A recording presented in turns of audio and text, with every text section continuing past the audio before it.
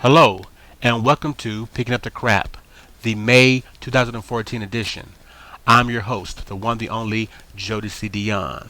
Picking Up the Crap is a series that looks at the hardware and software sale numbers provided by the NPD Group for the North American video game market. The numbers are gathered from official press releases provided by the companies involved or leaks from inside sources who share with gamers over at NeoGAF. Here are the top 10 best-selling games for the month of May 2014. Unfortunately, we do not have official release numbers for the top 10, but we do have guesstimations given to us by leaks over NeoGAF.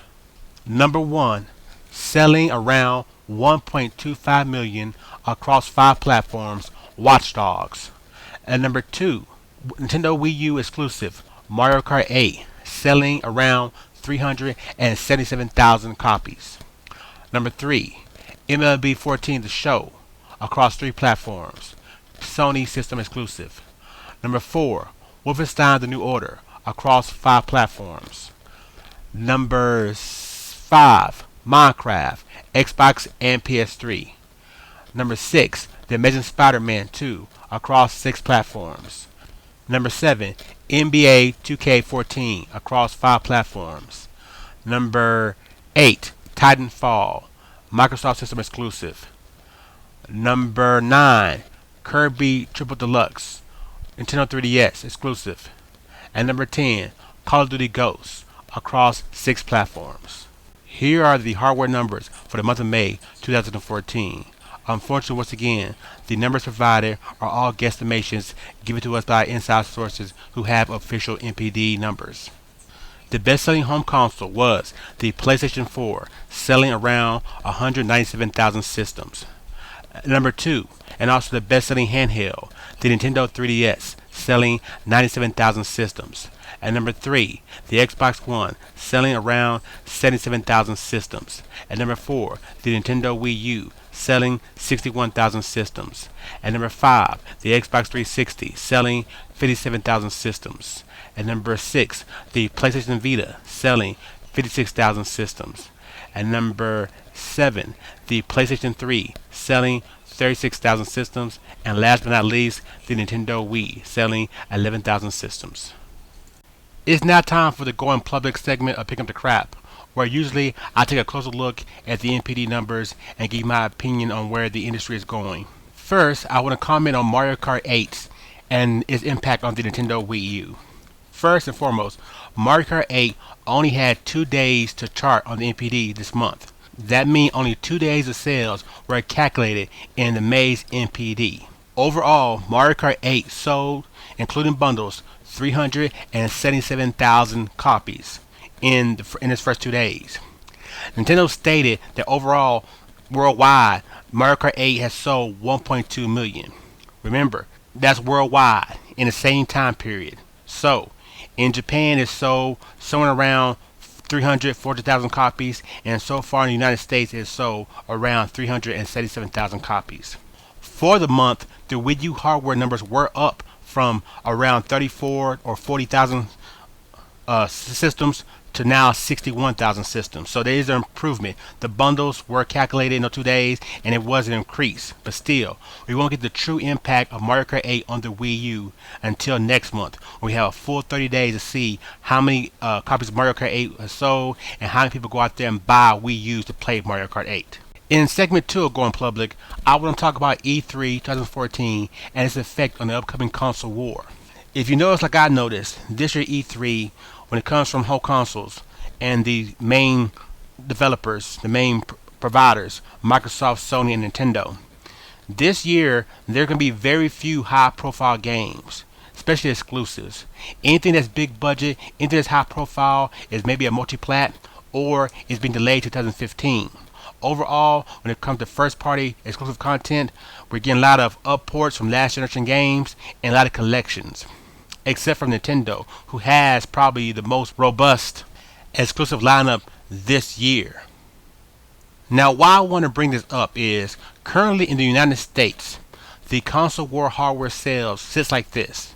The PlayStation 4 is sitting around 3.3 million systems sold. The Xbox One is sitting around 2.7 million systems sold. And the Nintendo Wii U, which is a year older, is sitting around 2.4 million systems sold in the United States. Looking at the Wii U's lineup this year, when it comes to exclusives, games you can only play on the Nintendo Wii U, and look at the games that are on the PS4 and the Xbox One when it comes to exclusives. If Nintendo play their cards right, which they have, if they can promote these games, it's quite possibly that gap that's currently being held by the Xbox One and PS4 can be shortened, and Nintendo could almost actually catch them due to the power of their exclusives. At this point right now, if you're waiting for the big budget games on the PS4 and Xbox One, they're not there, and they're not coming until 2015. So if you're going to buy Xbox One and you're going to play something this holiday season, odds are you're going to be playing the Halo collection that you already have because you already bought those games previous generations. Or if you get PS4, you're going to buy what? The Last of Us. Again, it came out last year, but a new PS4 updated version of it. But on the Wii U, you got brand new Smash Brothers, you got Hyrule Warriors, you got Bayonetta 1 and 2 in one game disc. You have Devil's Third, brand new games. So while currently that the PS4 has around a 900,000 lead over the Wii U in the United States, and around a 600,000 lead on the Xbox One, the Wii U, with the exclusive games it have, can really gain some traction in the coming months and probably challenge to take back the United States hardware market. If gamers actually prove with their dollars that they want brand new games and not just upports of games they bought previously on other consoles. In our final segment, Going Public, I want to talk to you about numbers, talk to you about facts. Numbers never lie, and that's what numbers are. They're facts. I do this series to get the truth out there, to try to cut through the bullcrap, because there's a lot of bullcrap out there. People on both sides, haters and lovers, they want to get certain things out there to basically cloud up the image of what's really going on. I'm not about that. I'm about being honest. I'm about being real. And so this is the last thing I want to leave you with when it comes to numbers and about being real. According to Aquamarine, one of the guys who give us the leaked numbers on NeoGAF from the NPD, the year-to-date numbers sold for Metal Gear Solid 5 Ground Zero, a 2-hour demo being sold almost at full retail price, is around 357,000 copies sold in the United States alone. Now, why is this important? Well, on the Nintendo Wii U, Donkey Kong Country Tropical Freeze, a Wii U exclusive, a game that's sold at retail for $49.99, $10 cheaper than the standard game, has only sold year to date since February 258,000 copies in the United States. So you're telling me there are more people on the PS4 and Xbox One willing to pay almost full price for a 2-hour demo than people on the Wii U who didn't have games that much to begin with when it comes to that part of the year. Again, that was $10 cheaper than your standard game, a full-fledged AAA title. There's 100,000 more people willing to buy a demo than to buy a full-fledged game on the Wii U. You wonder why the Wii U's doing bad? Has nothing to do with advertisement. Has nothing to do with the price, the gamepad, any of that. If people are not buying the games, you're not going to buy the hardware. And for some reason with the Wii U, all of a sudden, people just don't want to buy Nintendo-made games. And it's affecting all their games across the board. Games that usually sell great on Nintendo consoles, exclusive games, are now selling average, and in some cases selling below average. And so you want the Wii U to do better? Go out and buy some games for the Wii U. For Picking Up the Crap, the May 2014 edition, I'm the one and only Jodecideion. I'll see you next time. Peace.